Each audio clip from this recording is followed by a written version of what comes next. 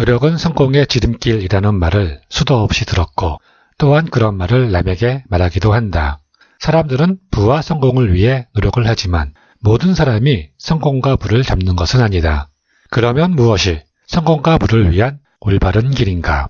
200만 명의 웨이보 팔로워를 거느린 중화권 최고의 자기개발 코치이며 청와대학 생애설계학과 객원 교수인 구디엔에 져서 한계를 넘는 기술에선 폭발적 성장을 이끌어내는 영리한 노력의 5가지 비밀을 1장 폭발적인 성장의 비밀 상자에선 한계를 뛰어넘는 사람들의 비밀을 2장 성장력을 강화하는 법에선 능력을 고부가치화하는 성장 전략에 대해 3장 네트워킹 학습에선 지식의 근원을 찾아내 인지 효율을 높이는 방법에 대해 4장 생각의 틀을 깨는 법에선 내 생각에서 벗어나 시스템적으로 사고하는 기술을 5장 내적 수련에선 폭발적 성장을 이룬 사람들의 마음가짐에 대해 기술하고 있다.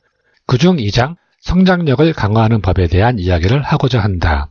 현대는 과거에 비해 성공할 기회가 10배쯤 많아졌다. 그 반면에 경쟁은 100배가 많아졌다. 즉 기회는 많아졌지만 성공할 확률은 적은 사회인 것이다. 이렇게 시장이 넓어질 때는 핵심 경쟁력에 집중해야 하며 자원이 풍부할 때는 선택하는 능력이 행동력보다 중요하다. 무엇을 선택해야 할지 심사숙고해서 전략을 세우고 적지만 더 나은 기회를 찾아야 한다. 성장력 강화 방법은 고가치 영역에 집중, 멱법칙, 선두그룹 효과, 반복 4가지이다. 1. 고가치 영역에 집중. 야구에는 해피존이 있다. 많은 힘을 들이지 않고 공을 원하는 방향으로 멀리 빠르게 날아가게 하는 최적의 타격 지점을 말한다. 투자의 기재 워런 버핏은 전설의 야구 선수인 테드 윌리엄스로부터 투자 이념에 대한 지대한 영향을 받았다고 한다. 테드 윌리엄스는 저서 타격의 과학에서 우수한 타자가 되려면 좋은 공을 기다려야 한다. 내가 계속 해피존 밖에 공을 치려고 했다면 미국 야구 명예의 전당에 이름을 올리지 못했을 것이다 라고 했다. 워렌 버핏은 이로부터 가치가 높은 곳에 집중하라 라는 것을 배운 것이다. 테드 윌리엄스의 고가치 영역은 해피존이고 워렌 버핏의 투자에서 고가치 영역은 가치가 높은 회사, 반복적으로 투자할 수 있는 회사, 안정적인 회사에만 투자한다는 것이다. 다른 것은 신경 쓰지 않으며 단기 이익을 추구하지 않으며 장기 수익을 보고 최대한 적게 이동하는 것이다. 워렌 버핏과 빌 게이츠는 오랜 친구이다. 하루는 빌 게이츠의 아버지가 워런을 초대했고 식사 자리에서 둘에게 가장 영향을 크게 미친 단어를 쓰라고 했다. 둘의 답은 똑같았다. 포커스. 2. 멱법칙. 사회의 지렛대를 이용하는 법. 멱법칙의 첫 번째 특징은 고도의 불균형이다. 2대8 법칙으로 20%의 고객이 매출의 80%를 차지하고 전 세계 20%의 사람들이 전 세계의 부의 80%를 점유하며 20%의 단어만 써도 정보의 80%를 표현할 수 있다는 법칙이다. 멱법칙의 두 번째 특징은 프랙탈이다. 프랙탈이란 작은 구조가 전체 구조와 닮은 형태로 계속 반복되는 구조를 말한다. 사회와 자연의 시스템에는 핵심 포인트가 있다. 작은 투자로 큰 효과를 얻는 수단을 레버리지라고 하며 모든 시스템에는 레버리지가 있다. 멱법칙의 프랙탈은 시스템의 핵심이 계속해서 나눠지면서 더욱 세분화된 핵심을 찾아낼 수 있음을 의미한다. 일의 핵심 레버리지를 찾으려면 상당한 관찰력과 사고력이 요구된다. 레버리지를 찾은 후에는 각종 유혹에도 흔들리지 않고 20%에 집중해야 하며 이는 고수에게 가장 중요한 전략이다. 성공을 위해서는 1. 불평을 그만둬라. 세계란 원래 불공평한 법이니 받아들여라.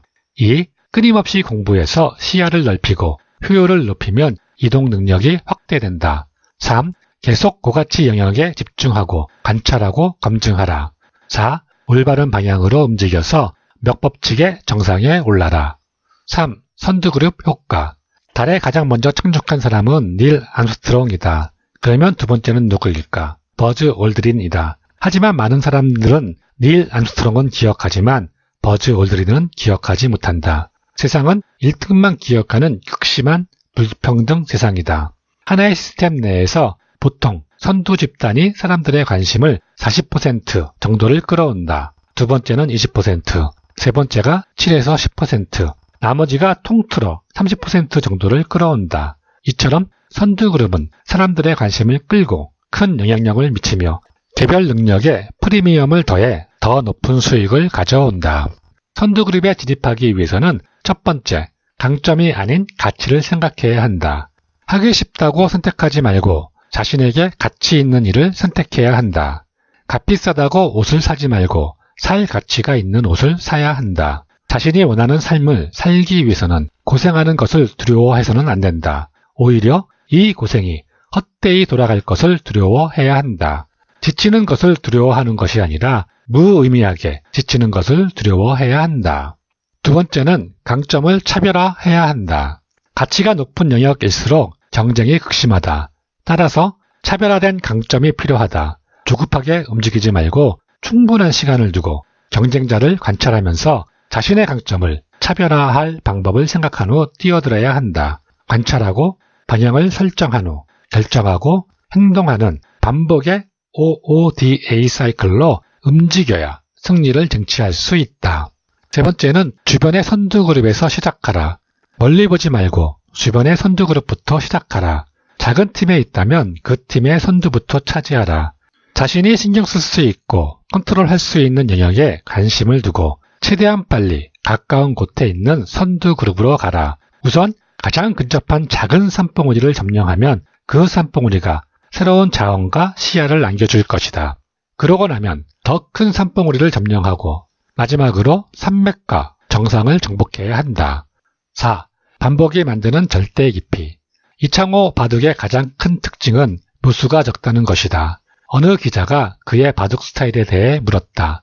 이창호는 저는 묘수를 두려고 하지 않습니다. 모든 대국에서 51%의 효율만을 추구합니다. 라고 했다. 51%의 효율에 안정적인 수를 두는 것과 100%의 묘수 한 번 중에 어느 쪽이 승률이 높을까? 묘수는 아름답지만 다른 관점에서는 함정과도 같다. 51%의 효율로 모든 게임에서 매번 안정적으로 차곡차곡 한 수씩 쌓아가면 반드시 승리하게 되어 있다. 1911년 10월 두 명의 탐험가가 미 개척지인 남극점을 목표로 삼아 출발한다. 한 사람은 노르웨이의 노얄 아문센이었고 다른 한 사람은 영국의 노버트 스콧이었다. 두 탐험대는 거의 동시에 남극점을 향했지만 같은 해 12월 15일 아문센이 먼저 남극점에 노르웨이 국기를 꽂았다. 두 탐험대는 많은 차이점이 있었다.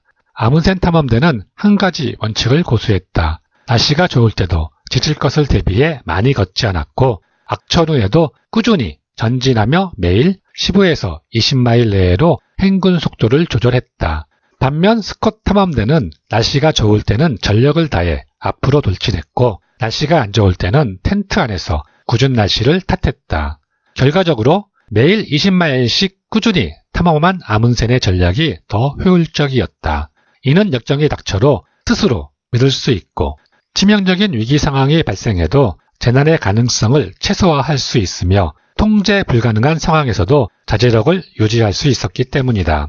묘수는 고수에게 최대의 장애물이며 솜씨를 반복해 연마하는 것만이 정도이다. 이창호, 아문센 모두 이 이치를 이해하고 선두 그룹을 선정한 후 필사적으로 목표에 집중했다. 집중은 당신을 무적으로 만들고 반복은 당신을 더욱 깊이 있게 만들어준다. 작은 강점이 반복되면 막강한 힘이 된다. 멋진 성공은 똑똑한 사람들이 빚어낸 미련한 노력이다.